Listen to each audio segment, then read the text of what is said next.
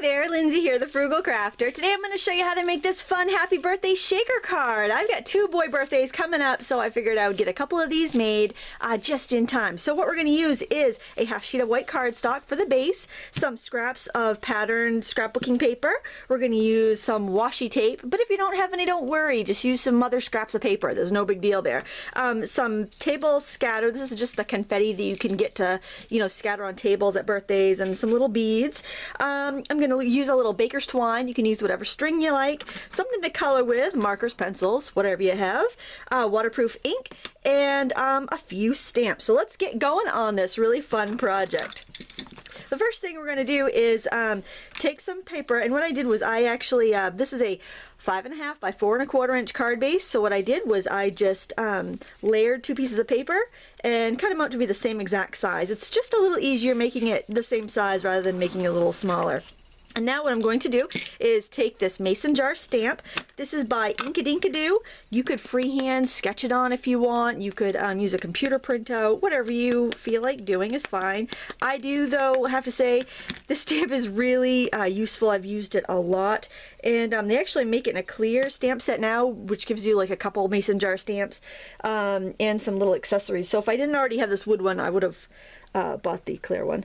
So that's by Inkadinkado, in case you're looking for it. Oh, and that stamped pretty well, even though I was going over 2 layers of paper. Now to cut this out, I think just a plain old X-acto knife will do the trick better than anything. You could use a die cutter machine if you had a mason jar die cut, but I don't, and quite frankly, this is really easy. I'm going to leave the black ink on my, I want that to show, so I'm trying to cut just to the inside of that. Make sure you move your paper and not your hand when you're cutting. You'll get a much nicer look. And don't cut the lid out, just cut the glass jar part out.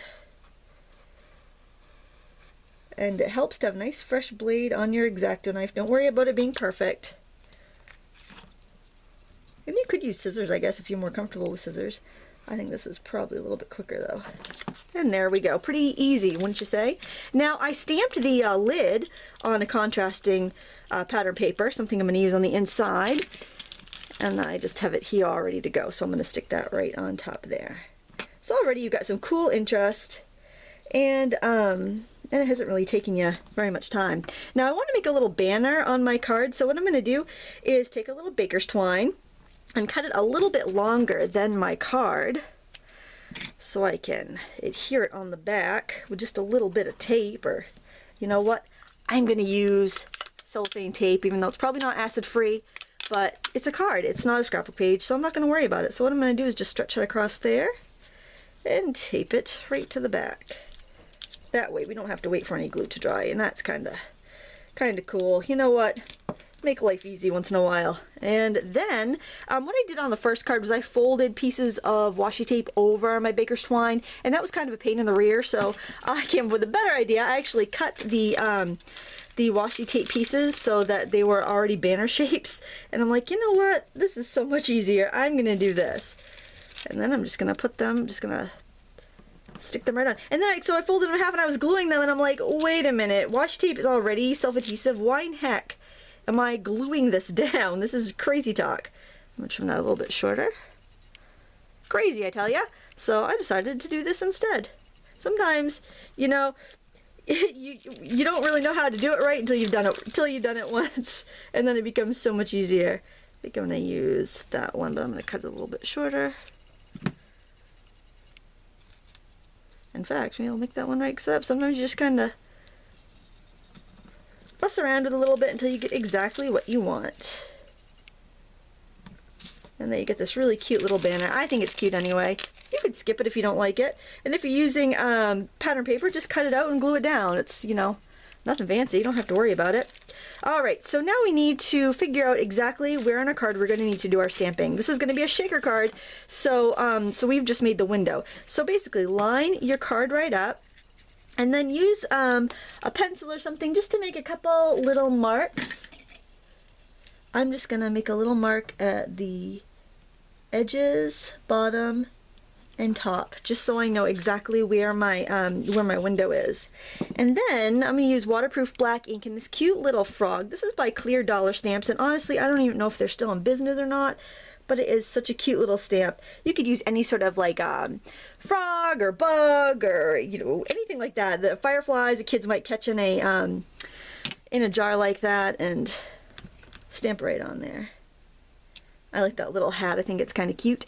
And this one came with a sentiment, have I told you lately? Like, instead of told, it's toad, because it's a pun. I like puns. So I thought I would put that on there on the, or, oh, have I told you? That's what it says. I thought that was cute. All right, so I'm gonna let that dry for a minute. Now, this is foam mounting tape. You can get it at the hardware store. It's not very expensive, but it's kind of wide. So what I did here was I stuck it on some wax paper and I sliced it. Stick it on wax paper because it'll keep your scissors from getting sticky. And that's how I'm gonna make the window for my shaker. So I'm just gonna put that slightly to the outside of those little marks I made. And that way I'll know my window is big enough. And you just got to make sure you make a little window. You make a little kind of channel for your stuff to be to live inside here, but you don't want it to you don't want to be too much bigger, or it might all fall through where you can't see it. You want to make sure there's no gaps, because if there's gaps, then you're gonna be losing your goodies out all over the place. You don't want that. You can go in there and just tighten stuff up if you need to. It does make this foam adhesive does make your scissors very sticky. And then any leftover bits, just put them to the outside of your card, and you can make it'll just kind of prop up the outside edges of your card as well. I'll show you what I mean about that using the paper here. Just stick a piece down on the wax paper, and then you can trim it, and it doesn't make your scissors all sticky. So that's really good. If they do get sticky, use a little Goo Gone or alcohol to clean them up. All right, now we want to color our image. So I'm just going to grab my watercolor pencils, and I'm going to color the little hat yellow. And I'm also going to put some of that yellow on the frog's body as well, just to brighten it up in spots. Use some green here. You could use colored pencils, markers, whatever you want. If you're using alcohol markers, make sure you use a compatible ink pad. I'm using Archival, which is more for water media, so just keep that in mind. And since I'm using watercolor pencils, I don't have to be too particular about my coloring, because I'm going to blend everything around with the water. So that's why it's my preference. I kind of like a quick coloring medium whenever possible. I'm using some Inktense and some regular Derwent watercolor pencils. Now, while the paper is still wet, I am going to take this green, color in the spots so they're a little bit darker. Have fun with your card making. Don't worry about making it perfect. A little bit of green there in the mouth. I missed a little there.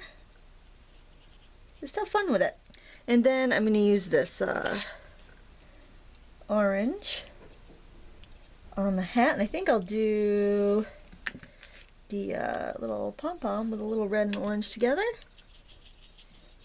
And there we go. I think that's pretty cute. Alright, so now we can put, I'm going to cover that up before I stick something on there I don't want to, before I stick my fingernail. Oh, my daughter's painted my fingernails. Aren't that cute? My daughter Lila did that. She got some new nail polish for her birthday, and I got a free manicure. La-di-da.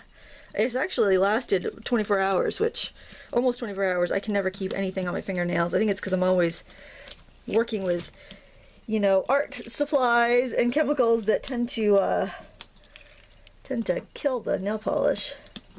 But I'm enjoying this. This is kind of fancy. It's neon orange and neon purple. I like those colors. I got to pick them.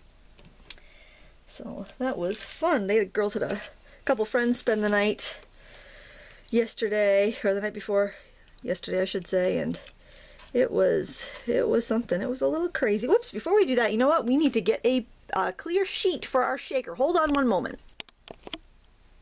Alright, this is just a piece of office transparency. You can use plastic packaging as well. That's going to make the front window of our card, and I did notice that I had that a little too far down there, and I had a little gap, so I just want to stretch that and move that out a little bit. You also got to put your put your little shaker doodads in there before you put your window down. So I got some beads there. You can go in and erase your little marks too from your pencil if you want to, if you have an eraser handy. I don't, I'm not going to worry about it actually. And I'm going to throw some of this little table scatter confetti in there, and maybe one of these little birthday present confettis. Those are kind of take up a lot of space, so I don't want too many of those. But the beads are nice because they kind of hold the window sheet up enough so that the other stuff can shake around really well. And nothing is too small that it's going to fall out of the gap, so I'm pretty happy with that. So I'm just going to stick that down, and then I can put my my other piece on top. I'm just adding a little more adhesive there where I don't have any foam showing. I'm going to stick that right on there, center that right up, just like that, and there is our shaker part all done and shaky. Shaky, shaky, shaky. That's kind of cool. Now on the inside, I want to have a pocket for putting a gift card or some money into. So what I did was I just took a couple of the leftover scraps of paper, and I glued a little border on the top just to make it a little bit thicker and easier to you know, open and close without tearing. And I am going to do a little adhesive on 3 edges here, each side and the bottom.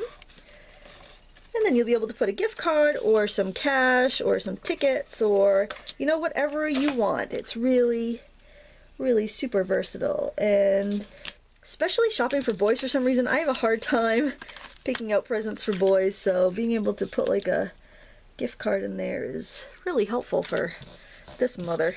All right, and I want to stamp in happy birthday, actually hoppy birthday. This is happy birthday, but I thought the way the A is kind of looks like an O, so it's kind of like hoppy birthday, which the frog and hoppy, and I love my puns. And there we go. Have I told you? Happy birthday, or happy birthday. I might just have to go with a pen and change it a little bit. But I think this is a super cute card. Anyone can make. Use up your scraps. Use what you have. And as always, thumbs up and subscribe if you like this video. And thank you so much for watching. Until next time, happy crafting.